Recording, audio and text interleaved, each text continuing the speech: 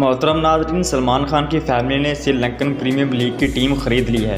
Pakistani bowler Wahab Riaz भी भारतीय film star की फ्रेंचाइज कैंडी स्टिकर्स की जानब से एक्शन में हो गई।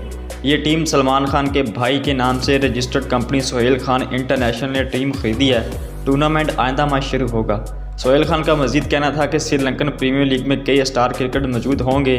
शायकीन बड़ी बेताबी से सनसनीखेज मैच के मुंतज़िर हैं। कैंडी स्टिकर्स का स्क्वाड मुतवाज़न है। क्रिस गेल को क्रिकेट का बॉस कहा जाता है। स्क्वाड में कौशल प्रेरा जैसे श्रीलंकन स्टार्स के साथ मैच विनर वहाब रियाज और लियाम प्लंकट भी मौजूद होंगे। कौशल मेंडिस और नोआन पर अदीब भी तहलका-खेज़ कारकर्दगी दिखा सकते हैं। अपनी टीम की हौसला अफजाई के लिए सलमान खान हर मैच में नजर आएंगे। वो वाज़ेह है कि श्रीलंकन प्रीमियर लीग में श्रीलंका ने पाकिस्तान के 8 खिलाड़ियों को इंतखाब किया है जो कि मुख्तलिफ टीमों की तरफ से जलवागर होंगे।